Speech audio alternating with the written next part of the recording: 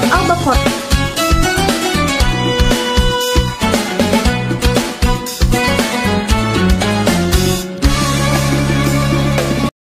Assalamualaikum warahmatullahi wabarakatuh.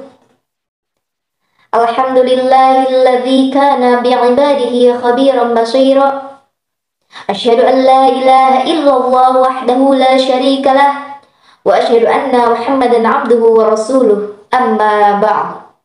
Qala Allah ta'ala fil Qur'anil Karim, a'udzu billahi minasy syaithanir rajim. Bismillahirrahmanirrahim. Khudhil afwa wa'mur bil 'urfi wa a'rid 'anil jahilin. Shadaqallahul 'azim. Puji serta syukur marilah kita panjatkan kehadirat Allah Subhanahu wa taala, yang mana atas nikmatnya kita masih bisa merasakan indahnya bulan Ramadan kali ini.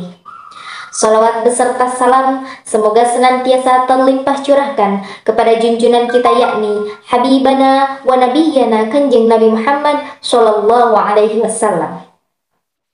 Sahabat dakwah, ke pasar membeli buah. Apa kabar sahabat dakwah? Alhamdulillah, mudah-mudahan semuanya dalam keadaan sehat walafiat.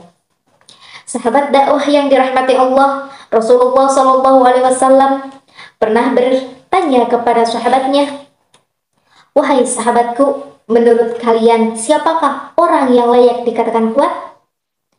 Para sahabat pun menjawab, "Ialah orang yang mengalahkan lawannya dalam suatu perkelahian." Namun Rasulullah menjawab, "Tidak. Orang yang kuat ialah orang yang mampu menahan amarahnya." Sahabat dakwah, maka dari itu pada kesempatan kali ini saya akan membahas sedikit tentang la taghdab walakal jannah.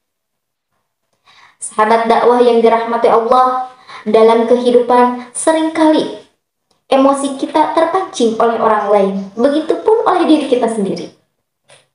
Dalam ilmu kesehatan dikatakan, ketika seseorang sedang marah, hormon-hormon baik yang ada dalam otak itu keluar, sehingga timbullah pemikiran yang tidak rasional. Juga sering kita lihat ketika seseorang sedang marah, ia selalu melakukan hal yang tidak di luar nalar, hal yang membahayakan dirinya dan juga orang lain. Sahabat dakwah, begitupun dalam sebuah ikatan persahabatan, tentunya tidak akan terlepas dari sebuah kesalahan, sebuah permasalahan, sebuah kekesalan. Dan apabila kita tidak bisa menahan amarah tersebut, maka yang ditimbulkan adalah permusuhan dan perkelahian. Dan di situ pula setan menguasai jiwa kita. Sebagaimana dikatakan oleh Rasulullah Shallallahu Alaihi Wasallam bahwa setan akan menguasai manusia dalam 3 keadaan. Yang pertama yaitu ketika munculnya amarah, yang kedua ketika syahwatnya meninggi, dan yang terakhir ketika manusia itu lalai.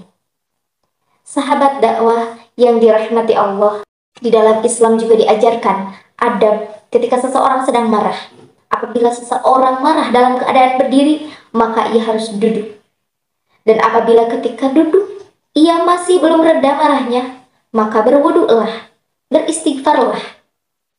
Sahabat dakwah yang dirahmati Allah, Imam Syafi'i pernah berkata, orang yang tetap diam ketika dia diperlakukan sesuatu yang membuatnya marah, maka dia seperti keledai. Apa maksudnya? Keledai itu disimbolkan sebagai simbol kedunguan, simbol kebodohan.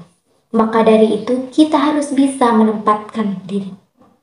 Marahlah seperlunya, jangan terlalu menjadi-jadi. Dan jika seseorang sudah meminta maaf kepada kita, maka kita harus memaafkannya, wajib. Pun ketika ia belum meminta maaf, kita harus memaafkannya. Sebagaimana perintah Allah Subhanahu wa taala dalam Quran surah Al-A'raf ayat 199. A'udzu billahi minasyaitonir rajim. Bismillahirrahmanirrahim. Khudil afwa wa'mur bil 'urfi wa a'rid 'anil jahilin. Yang artinya, jadilah engkau pemaaf dan suruhlah orang berbuat yang ma'ruf, serta berpalinglah daripada orang-orang yang bodoh.